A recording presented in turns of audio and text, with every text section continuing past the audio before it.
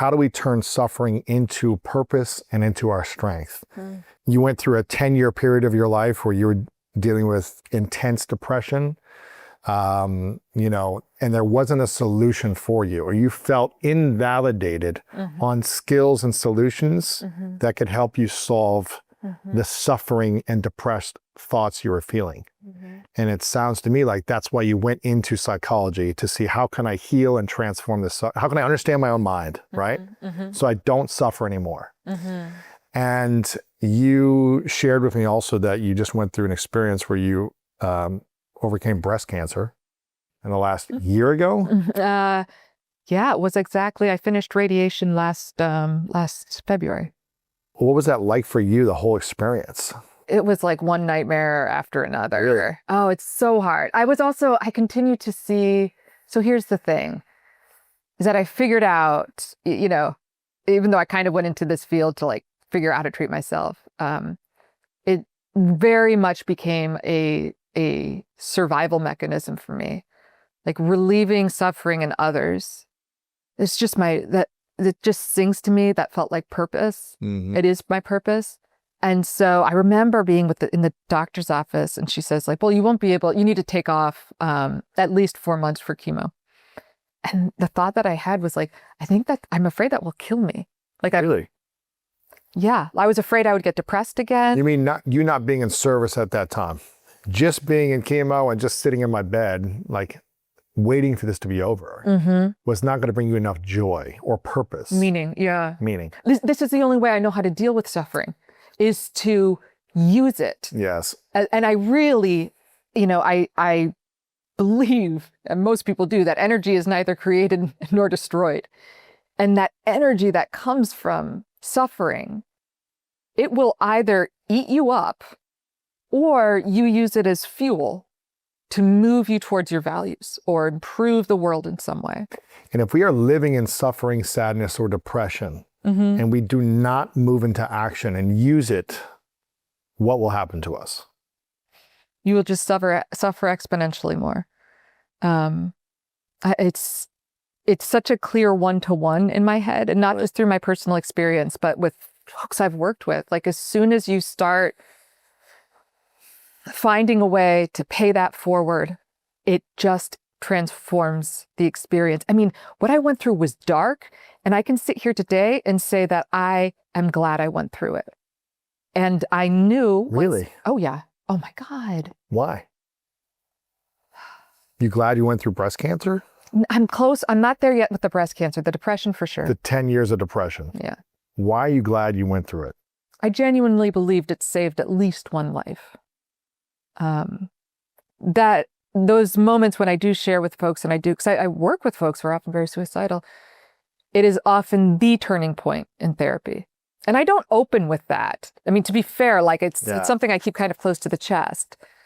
But if and when it's called for and I go there, it tends to be the turning point. And I can, like, in the Rolodex of my mind, I can see like people, their faces, who I really wonder what would have happened if I hadn't taken that leap. And shared it with them. And shared it with them, and then and pulled on it again and again, Because I'm assuming you have a patient come into your office who is intense depression, suicidal thoughts, and that's why they're in your office. Right. And they feel like no one understands them. That's right. No one can understand the pain and sadness that they're feeling. That their mind is racing constantly, that they're unlovable, that everything is against them. They have the worst luck every day. Everyone's out to get them. No one believes in them. And they feel like, what's the point of my life? Why should I even be here?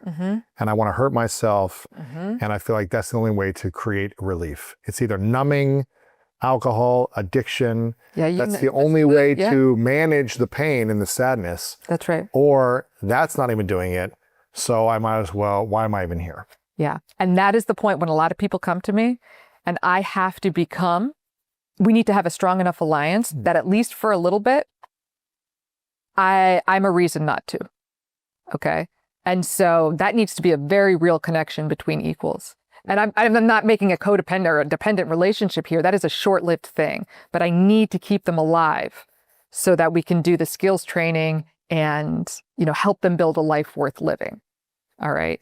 And if they don't feel validated by you, you might be able to try to validate them in every other way, but it might be that your life experience of 10 years of feeling something similar is the only thing that could validate them. Yeah. And I don't want this to sound like, I don't know, not egotistical, but like, look at me. Right. But there's something to be said for the fact that like, I am, sitting in the chair that I'm in, and I've written a book and I've had success. There's something really quite powerful to that, to be like, no, I was in this situation and I know I believe there's another way. And you're living a better life than then. Yeah, exactly. So like, this is all on the table for you. Yeah. And for 10 years, I didn't think there was a better way for me. Exactly. There's something, there's just something there that I would be, beyond the validation. I think there's that. You mentioned that if someone is suffering, the best way to get out of it is to be in service of someone else, right? And if we are in suffering, I mean, when you were going through chemotherapy with breast cancer, you said you couldn't just sit around for 4 months during chemo. Mm-hmm. You had to somehow use some energy to be active and serve others. So how did you apply that strategy during one of the scariest moments of your life? Fortunately, I had trained a lot of my clients, and I refer to my patients as clients just because, equality, like I'm not up here, they're down here, just invalidation. And I have never experienced, honestly, such profound validation as I did from my clients who are not supposed to take care of me. There's no expectation there. But there was this like, I got you.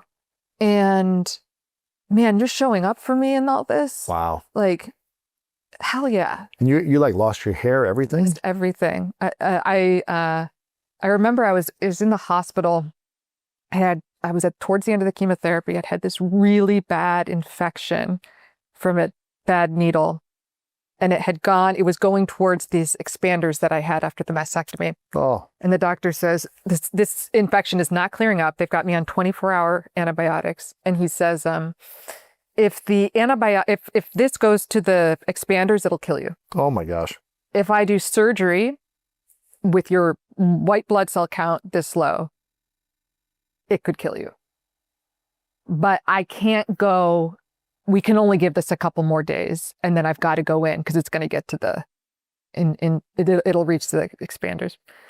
I remember I made some joke like, wow, break it to me easy or something. And he was, gosh, this is not a laughing matter. I'm like, hey, but that same day, the first thing was like, I was supposed to see clients on Monday. Oh my God. Right. So this was a Tuesday and I have clients scheduled. You got to relax a little bit. I know. Right. And so I reach out to my assistant. I said, we got to cancel everything. And one of the clients that was canceled reached out and said, hey, it's not like you to cancel appointments. I just want to make sure you're okay. I have are you in the hospital? Like, I just have a weird feeling. And I was like, yeah, actually, it's interesting that you mentioned that. Yeah, some things have come up. I'll be in touch. And they said, I'm real close by. If you want to just go for a walk at all, you can wheel your sad little IV bag behind you, but just let me know. We don't have to talk about anything. And it was just like such this human moment, and I felt so seen. And I don't mean to suggest that like patients should be taking care of their doctor, anything like that.